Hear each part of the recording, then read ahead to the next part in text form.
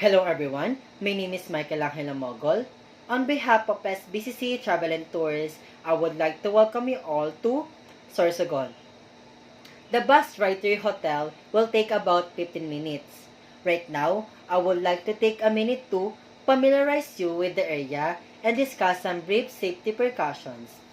Firstly, I ask that you remain seated until we reach our destination and you do not eat and drink while on the bus. Secondly, please realize that it is against the law to get drunk in public. Enjoy your vacation, do drink responsibly, and do not drink and drive. Right now, I would like to discuss the location, and I promise you're going to enjoy your stay here in Sorsogon. This is a beautiful, quiet city wherein you can relax, sit by the beach, enjoy great meals, and feel very safe. Plus, you can walk along the city to enjoy fountains or take a moonlit walk along the water.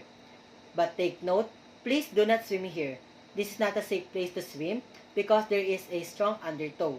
If you want to swim, Donsol is a place to go if you want to enjoy swimming in the ocean. You can take a short bus ride to your hotel and we also enjoy entertainment and dancing. Right now, SBCC Travel and Tours offers a variety of these special discounts depending on your travel plans. We have gold packages as well as guided whale boat tours and fishing charters. There will be a short information session tomorrow at 1 p.m. in the lobby of the hotel where you can learn all about these offers. Also, we recommend that you do not purchase packages on the street vendors as they are not always 100% reliable. They may also charge you more than what they say. Please take my advice and allow SBCC Travel and Tours to book all your day tours and activities while you are here. Right now that I am here to give you some offering advice. If you want to exchange your dollar into pesos, please use card or money exchange.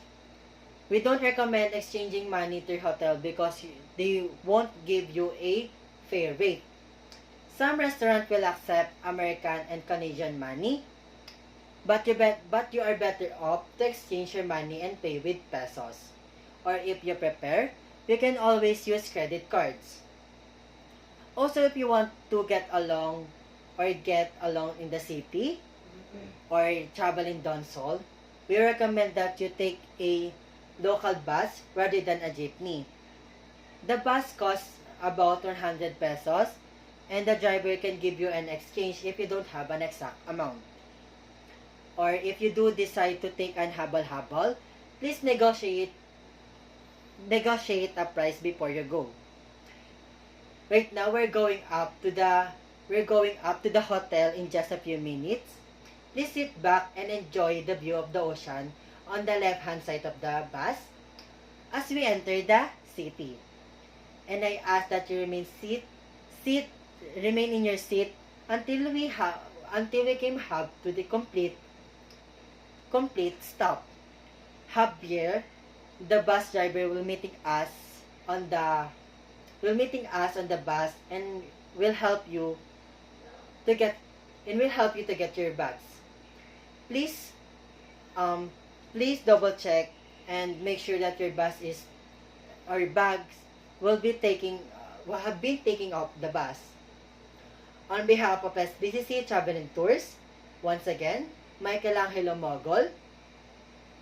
Enjoy your vacation here in Sorsogon, and I hope you see you all in information sessions.